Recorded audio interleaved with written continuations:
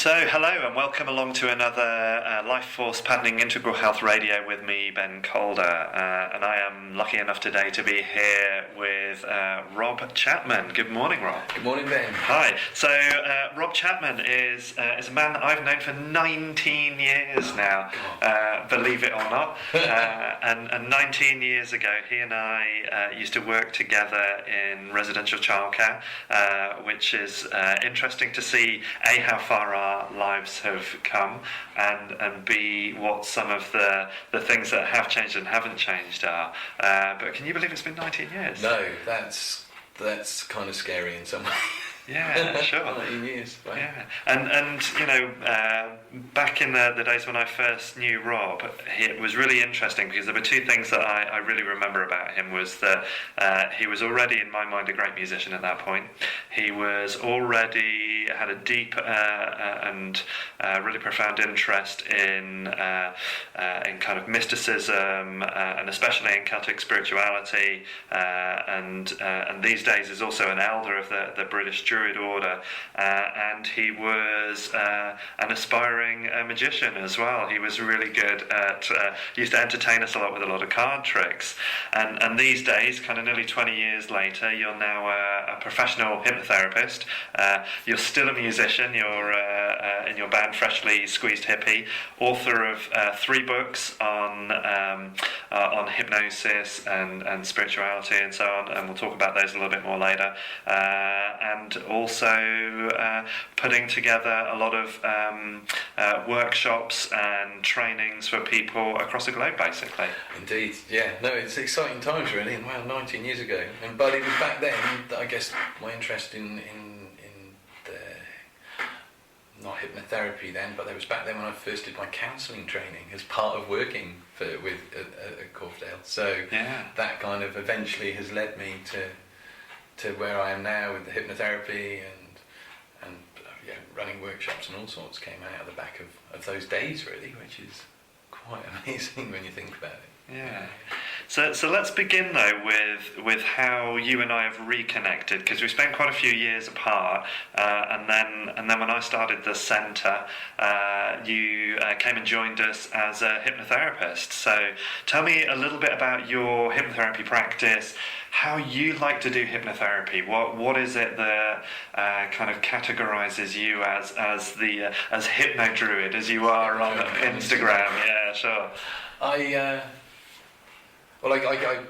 came back to I've always been fascinated with hypnosis, and having seen a show when I was about 10 on holiday, so it's always been an interest, always read books, but then I'd been performing for many years and decided that I wanted to change direction and do something that felt a little bit more worthwhile, I guess, and looked at the skills I had already, and there was the counselling I'd done, but hypnosis was part of my performance by then, and so I just wanted to step into doing something that, whether it was on this, didn't have to be big things, because it's sometimes the little things that we change in life that make a huge difference for people. I mean, I saw somebody who couldn't put their rubbish out for 12 years because they were scared of spiders, and we had one session and I had a week of being told how they were hunting spiders in the house. And when they finally captured one, I got this email going, yes, I've caught a spider, I can now take my rubbish out. Wow. And to some people it might go,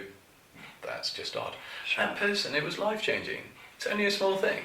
But then it ripples on as well. So for me, it started as wanting to make those little changes. I went and trained down in Devon with a chap called John Chase, who's one of the country's top trainers of hypnotists, hypnotherapists, but also lifestyle business training as well. And from there, it's opened up a whole world. I think because of my Druidry background and that interest in Celtic spirituality, there's this acceptance that we are just who we are. None of us are broken. None of us are damaged in the way that maybe more conventional psychology-based approaches would see, and that we have deep within us those resources to fix, solve and heal the problems in our lives and find solutions. And I guess my job as a hypnotherapist is to facilitate that. I've trained, a lot of the training I've done is in kind of quite rapid change work. So depending where you go, some people you'll go and you'll maybe have, certainly hypnosis in general works a lot quicker than majority of counselling professions and practices. But I seem to have quite a rate of 1 to 2 sessions of turnaround with people, which is wonderful, and I like that way of working. I like that people being able to come in and people sitting in and just believing that this problem is that vast, and by the end of it, one session or 2 sessions, that's no longer a problem, and they've found new strengths, because you change one thing and you don't realise how maybe that theme. So say you're a bit scared of standing up in front of people and you've got an interview, and you come to me or come to any hypnotherapist and change that perspective.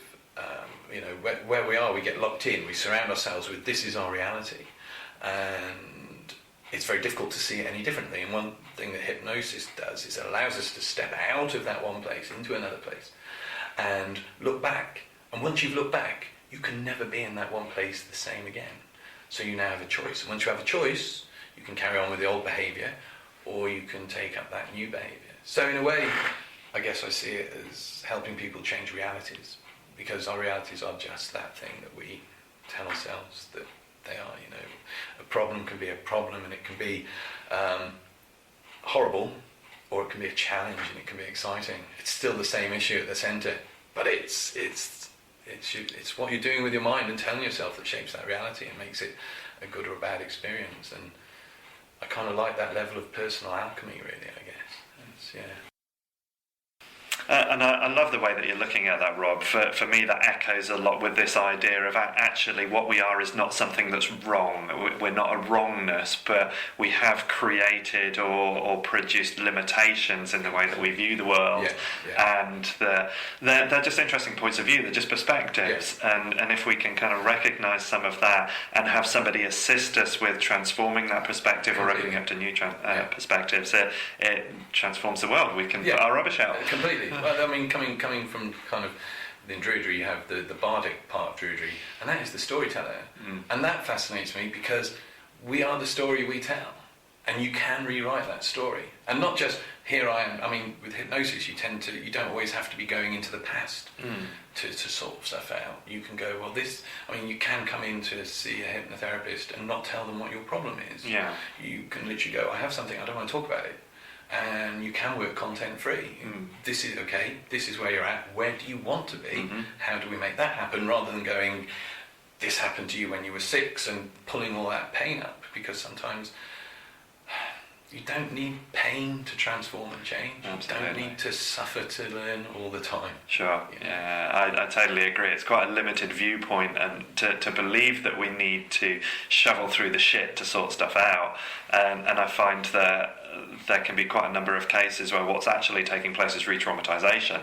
It's not actually helping produce a better outcome. It's just reinforcing the problem. Completely just reconnecting you, revitalize. I mean, there's one. I was watching a training thing the other week, and some guy was saying the worst thing you can do as an adult is go back home.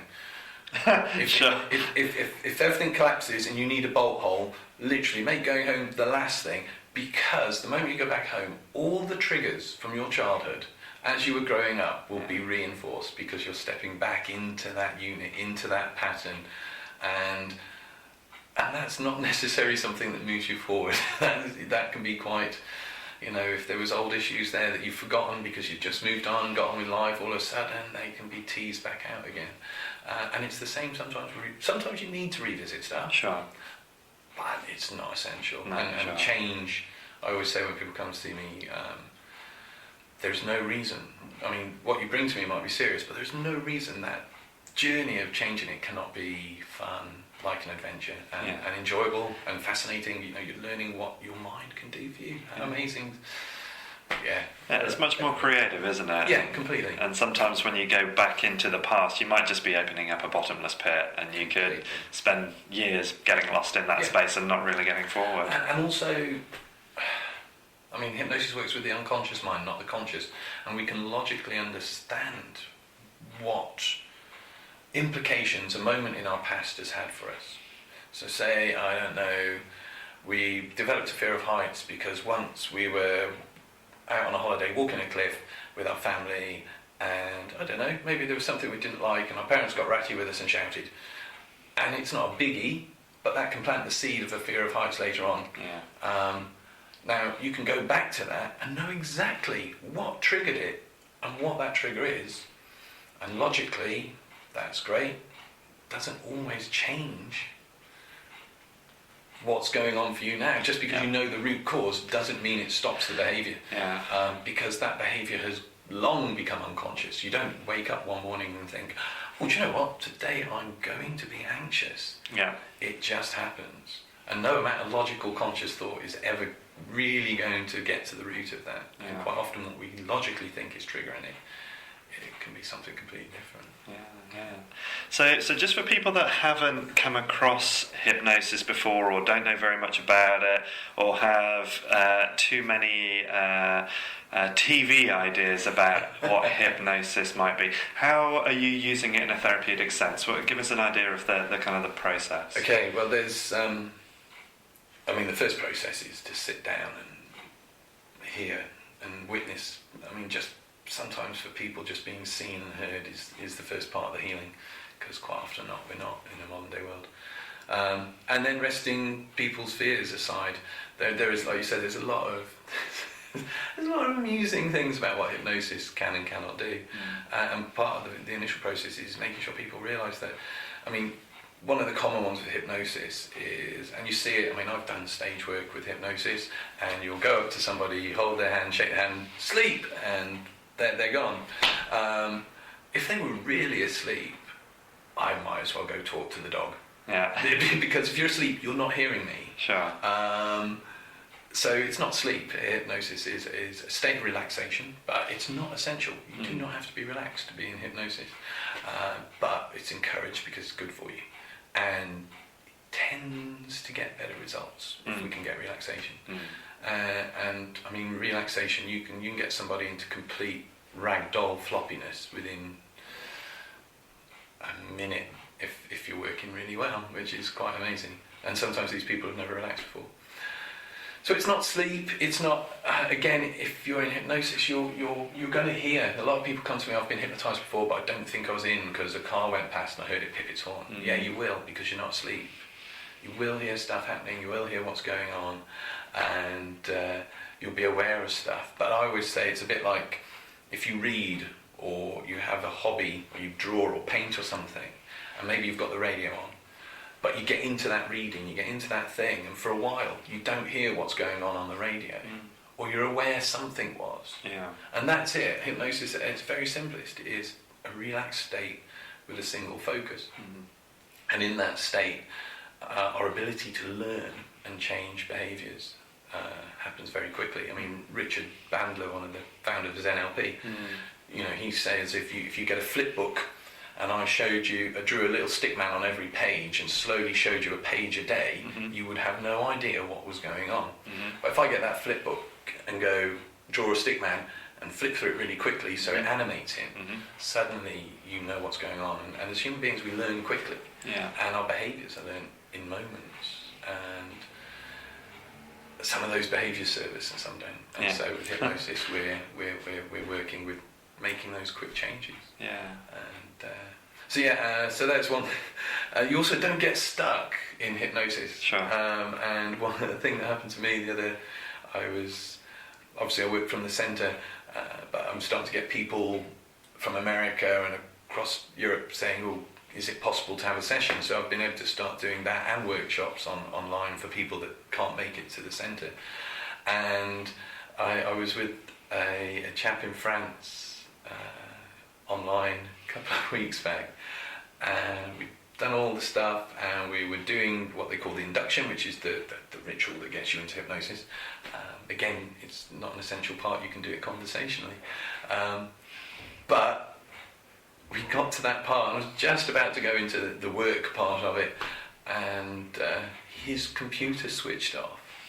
So all of a sudden we have this situation where there's me sat in England, and some guy kind of slumped in his armchair in France in trance, and but you know, you can laugh because no one ever gets stuck in hypnosis. What happens is he kind of realises it's gone quiet, something's not quite as it should be, and he slowly came out. I mean, John, who I had my mentoring with, he once fell off a stage and broke his leg whilst inducing people. Now, being a professional, he had people ready to take care of that, but worst case scenario, those people on the stage in trance would have gone, what is all that swearing about? And realised something wasn't right, and just slowly come out of it. Sure. You know, you might be a bit, what's going on, in the same way as if you wake up suddenly at night because there's been a noise in the house. But they're never going to be stuck. I mean, there is no evidence that hypnosis has ever been harmful to anyone. Sure. You know. And this kind of reinforces the idea as well that nothing can be done in hypnosis to you that you wouldn't agree to anyway. Completely. And even on the stage thing, I mean, the general thing is we all have a moral code. Some people's moral codes is not, when it comes to doing it on the stage, as great as they might think it is. But we all have a level we won't go over. So if I was a dishonest hypnotherapist, I could not get you to sit in my chair, go to sleep, and hand over your PIN number and bank cards. I just couldn't do it. It wouldn't happen. So it's there's. Yeah, so there's always that degree of self-monitoring and kind of self-protection anyway. And I mean, one of the things that I remember years ago hearing Dr. Andrew Weil talking about was the fact that all hypnosis is really self-hypnosis. Yes. That to a degree we're allowing ourselves, we're talking ourselves, we're giving permission from ourselves for that state to be. Yeah. I mean, we could look at it kind of in the context of shamanic practice, and on a soul retrieval, the shaman guides the person to that missing part, and as a hypnotherapist, I have the understanding that can help you get to that place. But I mean, it hits an area where can people be hypnotised if they don't want to be? Yes. They can. Will they necessarily do stuff there that they don't want to do? No. Trance is something, I mean, you wake up in the morning feeling miserable, and half an hour later after your cup of tea you get a phone call and it's a friend you've not heard from ages, and all of a sudden you're feeling happy. That's a change of state, and that's all hypnosis is. And it's very possible to change. I mean, quite often, and it is one thing that it makes me smile, is when people come in. I saw somebody the other day for weight loss, and they're like, I've been tried to be hypnotised before, and it doesn't happen. It can't happen. They've tried, but I just need to do this, because quite often hypnosis is the last resort for all sorts. And I can't be hypnotised in my case. and you know, 5 minutes later they're in the chair and they're hypnotised. It's just, if you've got the time. I mean, if your own experience of hypnosis has ever been a stage hypnotist, I'd say about 40% of people will go on stage, because there's lots of variables. Some people don't like the attention. Some people just feel anxious. Some people are in the audience, they've been having a drink. But I tend to find, and there's always a challenge when it's a stage hypnotist. But if you're coming for hypnotherapy, you want to get work through your stuff. So as long as you've got time to sit with somebody and get an idea of how they think, how they view the world, you can, you know, find a way in. I mean, if I tell you to sit down and think of a holiday where you felt really relaxed and really good, you're technically now, the moment you start remembering that. Exactly. Beaches of Goa. Exactly. But to do that, you've got to enter a different state. You've got to access your unconscious mind. So you're there. And if I see that, and you can see that in people's features and faces, and once you see that, you can then build on the back of that and help them get to where that place. And sometimes you go deep, and sometimes you only just have to go a little way in, because, I mean, sometimes a shallower level of trance will actually work better than the real deep state. But sometimes the deep state really helps, because it allows the body to release and let go of the angst, the stress, the pain that it's been carrying as well. So. And I guess the important thing is that as the hypnotherapist, you're not taking control away from the person. No. It's because that is one thing that comes up actually. People go, "Oh, I don't think I'd be hypnotised. I don't like to be out of control." Sure. There's a good friend of mine he's been hypnotising people for years as a performer, and he's never been hypnotised. He's never experienced it. Sure. A couple of years back, I was at the UK Hypnosis Convention, and a few of us after dinner on the Saturday night all gathered round. And he's like, I'm here with like 500 hypnotists from around the world. I still haven't been able to experience this. And so there was half a dozen of us, so we all had a go, and he couldn't. And I sat down with him and I said, well, why is it? And he's like, I'm a control freak. I can't let go of control. So I just said to him, I said, well, you are in control. I mean, if you're driving your car, you drive into a destination, you're following road signs. The road signs are not in control. You are in control. You can choose to go where you want to go, and hypnosis is similar in that sense. So in that sense, I just said to him, look at the future. Imagine what it would take for your hand to be stuck. And he's like, right. And his hand's on the table. I said, now you're in control of this, but come back to here now, knowing everything you need to know to have that hand not lift off the table. And he's like, that's interesting. So I said, my fingers are feeling heavy. That's it, and allow that. You're in control. Allow that to become everything you want it to be. And he had this childlike look of glee on his face when his hand was stuck to the table. But that was completely a control thing. But again, the hypnotist is the guide. He's the or she is the person that walks beside you on those inner realms, those inner worlds of the mind. Yeah, no, that's beautifully put. I like that as well. So typically, why will people come and see you? So Rob works here at the Centre for Integral Health as one of our hypnotherapy team. So why will people typically come and see you? I was going to be really big-headed and say because I'm good. And it is okay for you to say that as well. No, because I love what I do, and I think anyone that loves what they do is always going to be best person to do. I mean, everybody that I know that works at this centre is passionate about what they do, and that's what makes it such a great place. Thank you. First of all, people come. I have seen people for everything from being unable to keep false teeth in, which was an interesting one. Just couldn't keep them in. For eczema. Eczema, smoking, weight loss, the usual hypnosis stuff. Sure. But hypnosis can be used for goal setting and personal development. So if you feel there's something blocking you from reaching that next level in your job or getting your business where you want to go, you can use hypnosis to help understand that and move beyond that. There's things like past life regression, which I don't do much of, but it's there as a thing which can be used either therapeutically or just because people are curious.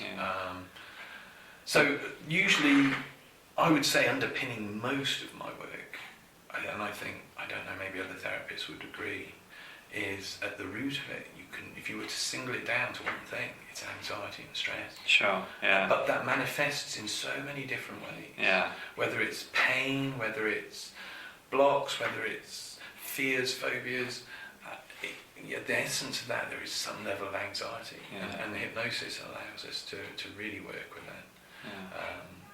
But you can also, one area that I'm opening up into and exploring more and starting to offer this year is using hypnosis as a tool for spiritual development.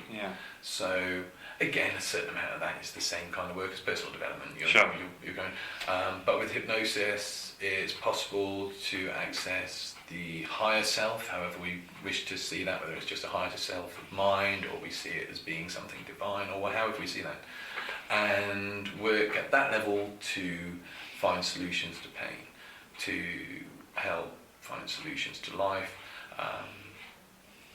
It's also, I've been used it to help people with their meditation practices and helping spirituality that way. We have the chattering mind thing, and you're human. You think of Of course you're going to have thoughts. If you don't, I think there's another word for it, and I think that's usually dead. You have thoughts. The problem is, it's the radio thing again. Yeah, sure. You've got a radio in the background, you've just got to learn to ignore it. Yeah, Once you sure. ignore it, it no longer distracts you, and then you're in that place. And hypnosis can kind of set that up quite easily. Yeah. And it can help us. One of the side effects of hypnosis is people tend to get a really good night's sleep. Yeah. And I think no one really tells me why that is. I've asked.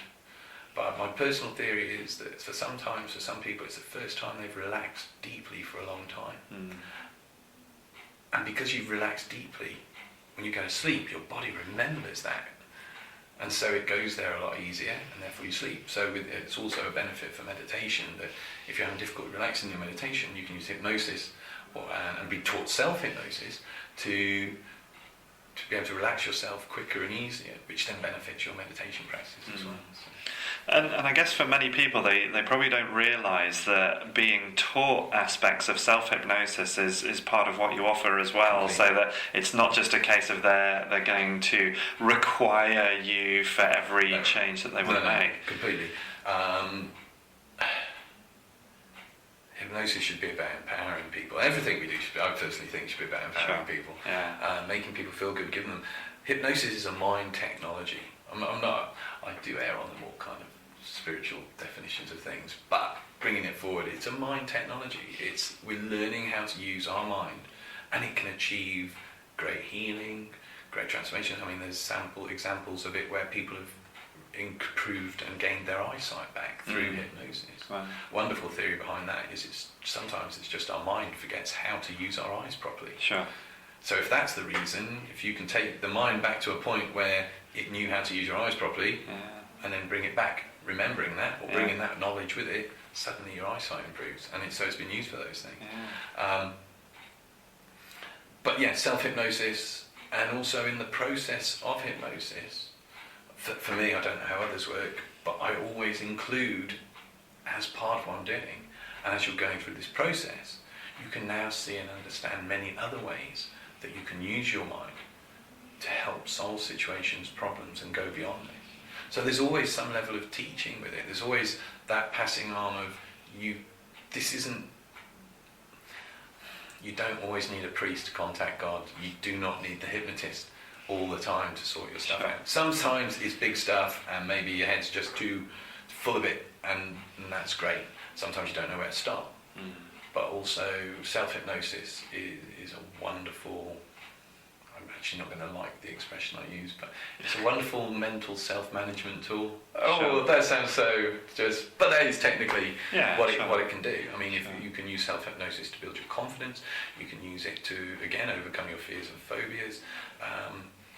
You can use it to just feel good. I mean, we all have... I was stood in a supermarket yesterday, and I had one of those vacant moments when you realise you're just gazing off because you've lost the will to live. But in that moment, you are in an altered state. Yeah. You are basically in trance. And the moment you realise that, there's a few moments after that, whilst you're still in that place, even though you realise you're not on your back where you are, that is a perfect moment to put in some positive statements. Yeah. So I stood there, and I was just like, I knew I was coming here, and I was thinking, I'm going to have a good day tomorrow. I'm going to enjoy doing this interview. I've got clients later on. I'm going to have a good time with those. And just use those moments when you realise, you're washing up and you drift off looking out the window because of birds. You've just altered your state. In that state, drop in a few positive affirmations, positive statements. Tomorrow, what's the old one? Every day and every way I am getting better and better and better. And we're not taught how to use our minds. Yeah. And hypnosis is, it's been around, people have been using trance for healing and everything for thousands of years. And maybe in the past we've lost certain stuff that we knew, I don't know. But it's an exciting time for hypnosis. There's lots of new discoveries coming, lots of new work being done. So I think it's a very much watch this space thing with hypnosis, actually. So let's talk a little bit about some of your other work as well, Rob. Now, I know that you have a series of You Can Do It books that are in process. So there's a You Can Do It meditation, a You Can Do It hypnosis, and you're in the process of writing a You Can Do It self-hypnosis. That's Okay. that's right. And one of the other books that you have written as well is a book called The Art, which you're just turning into a workshop at the moment. So tell us a little bit about that. Okay, The Art came about one of the very first spiritual meditational ritual practices that I ever really started to pick up and use regularly is something called the middle pillar, which kind of echoes the chakra system, but is slightly different and has its origins in Kabbalah and some of the more esoteric societies of the Victorian age. And it's always baffled me as a system why it's never. There was a book put out about it in the 60s, which was how it can be used for healing, how it can be used to help others and yourself. But it's never been picked up on. But it's a practice it's my longest continuous practice, and part of my training did a thing combining EFT with hypnosis. Mm-hmm. And there was something as I was doing that just kept bringing me back to this. And if you bring energy to anything, it's going to enhance, it's going to act as a catalyst. So I found a system for self-hypnosis, which is pretty straightforward once you know it. And I took the energy system that I'd been working with through meditation and said, what happens if you bring these together? The hypnosis side of it uses symbolism, creating our own personal symbolism, because our unconscious mind doesn't speak in words and logic. Think of your dreams. It's symbolism, it's imagery, it's creativity. So bringing the two together. And I did find that for planting the suggestions of the self-hypnosis and working the self-hypnosis, it was getting better results. I shared it with a few people. They were finding they were getting good results from it. And it is there as a hands-on energy healing. So the book itself goes into... I'm very much kind of quite concise in my writing. People just nowadays, I think, just want to get into how to do it. So it's almost kind of like a cookbook. There's a bit of background, and a bit of stuff about how to think and how to approach these things, but it's very hands-on in the book. It's do this, do this, do this, and the whole emphasis on the book is do it, because the only way you fail is if you don't. So, yeah, nicely. So that's repeated. It's almost like the mantra of the book is do it, and I've wanted over the last couple of years to be able to take it and create it as a workshop that people can come, probably spend a day exploring. I think a day would be good, exploring the meditation part of it, the energy system part of it, and then the symbolism part of it for the hypnotic aspects of it, and then looking at other applications to it. So I'm hoping to have the workshop completed, I think, by May, to the point where I'm happy to run with it. And then so it'll be a watch this space for the dates at the centre. Sometime, maybe I'll tie it in with the summer solstice or something. Sure. Midsummer, something like that. But yeah, that's an exciting project that I'm working on right now. Yeah. And of course, because you've run them here in the past, you've also run your Weight in Mind and Smoking in Mind. They're kind of like short workshops, are they? So like a couple of hours. They're a couple of hours, and the Weight in Mind is for weight loss. I mean, people do diets, and that's great, but the problem is quite often they get a setback. And after a couple of weeks of maybe putting a little bit on, even though they're still doing way better than they ever thought they were going to do, it'll knock the confidence. Yeah. And we dare I say it, a lot of weight loss groups have that catchment that you need to keep using them because you do well and then you drop out and then you'll better go back. And whereas this is designed... for most of the people that will attend to, one, have an easy approach. Nothing, no setting yourself. If you want to lose 2 stone, 3 stone, great, you can do it. But don't set yourself up to fail. Yeah. A couple of pound a week. Yeah. And you know what? If 1 week you put a bit on, it's just going to take you an extra week longer. Yeah. That doesn't matter. You're still on that journey. And so it's about creating that mindset where it's okay to fluctuate on that journey. Yeah. And changing attitudes around food. For some people, that's just setting up in the unconscious mind a pattern for eating. For other people, I've had, one lady who came to the very first one here, she had only ate certain things, very strict diet. Wasn't the healthiest of diets for her. And she came along, and about a month later, she was saying about how she was now, her next door neighbour from Africa, and he was teaching her how to cook African food. She'd been baking for the first time, making scones, which she'd always wanted. And it opened up all these other tastes and food experiences for her, which you'd kind of think might not help on the weight side, Sure. but she was still losing weight. Yes. And the really interesting thing, and I have no idea why this is, she'd been baking 20 full scones a week for her and her husband, and they were eating them every week, but still losing weight. Yeah. And the 1 week she'd plateaued out, she hadn't lost anything, hadn't gained anything.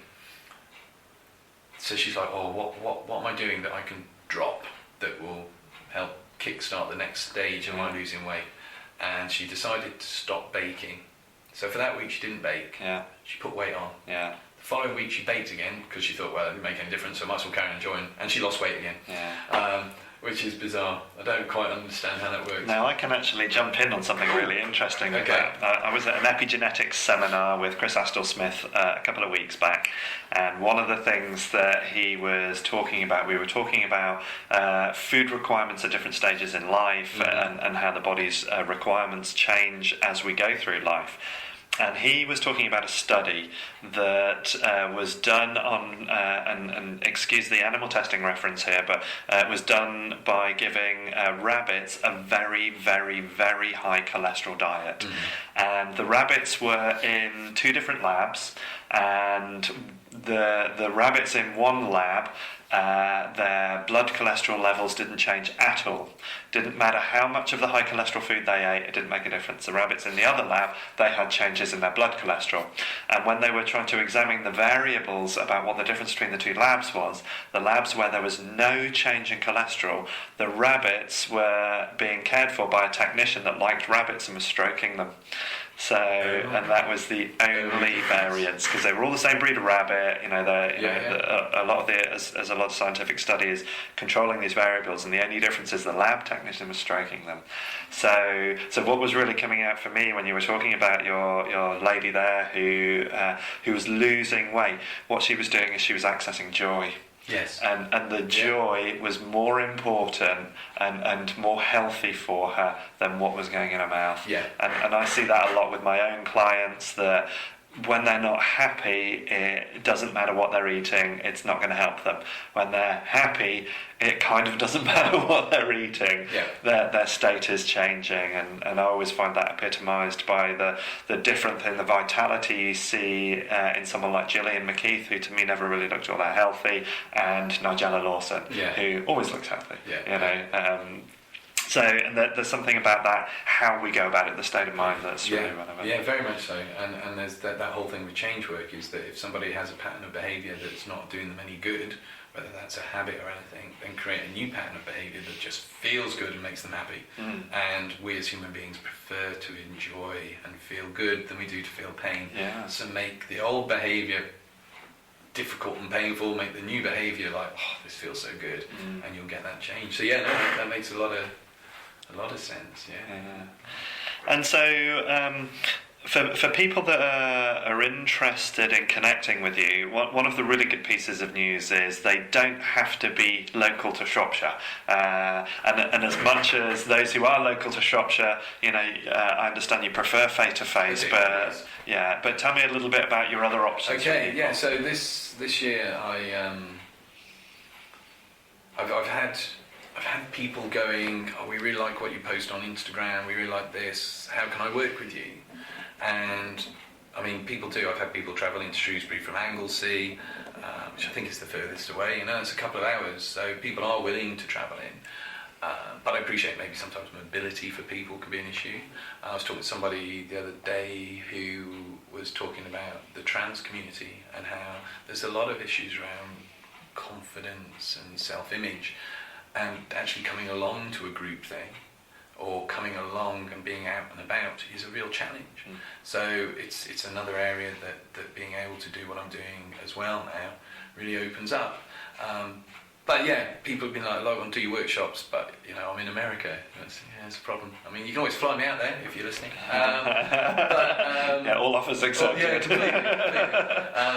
But I really wanted to know, and I was fortunate enough to be part of a group of hypnotherapists around the world who meet up online.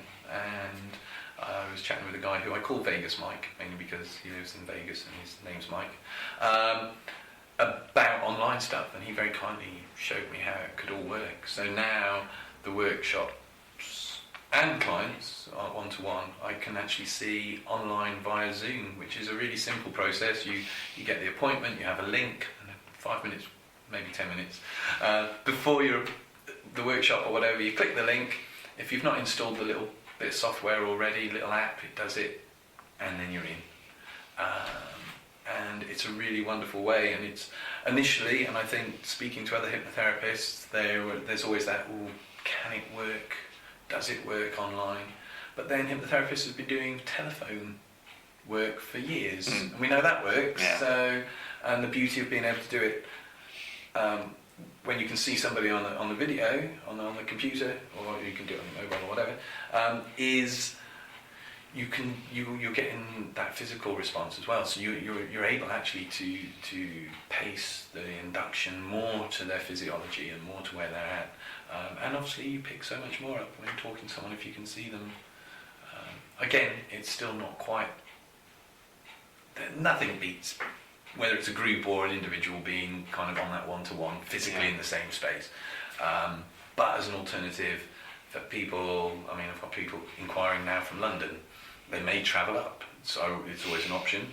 But the likelihood is, if they want to work with me, they're probably going to want to stay where they are. But we can do that now. And the workshops, I'm going to, once the art one's done, I'm going to run it here, and then I'm going to run it online.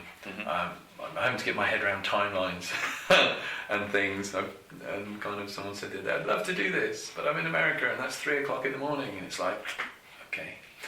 So there's that. There's always fun stuff to learn, like what time do I have to get up in the morning to do that kind of thing. Yeah. But yeah, it's really exciting, and it works. Yeah. And that's the thing. There's always, with anything new, there's always that moment of anxiety. Is it going to work? Is it going to be good enough? And you've just got to trust, because it will be. And if it doesn't quite work how you hoped it would, you're always going to be learning, and that's the joy of it. So I love the fact that people can access you wherever they are in the world as well. It's I see the versatility of this, and I see the, especially to help people, connect people who like you say, maybe can't come out of the house for various reasons or locality. It's just not easy. It's brilliant to be able to have this. And so if there are people who want to come and see you personally, they can come and see you here at the Centre for Integral Health in Shrewsbury, and we will have a link to Rob's profile in the description for this show. But also you can find him on his website, which is walkwithwonder.co.uk. That's walkwithwonder.co.uk. You can find him on Instagram at HypnoDruid, and also on Facebook at Rob Chapman Hypnosis. So Rob, thank you very much. Yeah, it's always good, and hopefully again in 19-20 years we're going to be sitting down again and talking about how much things are developing. Yeah, definitely. Yeah. So one thing I'd like to add is I mean, people do get in touch on Facebook, do like the page and that, and always, if there is a problem, never be scared to ask. And even if when you hear about pricing and that, you're worried, there's always ways of making it work. Yeah. and I would much rather people got that support they needed than worry too much. So same with workshops, there's always a way of making it work. So never forget that. It's better that you're journeying forward and feeling awesome than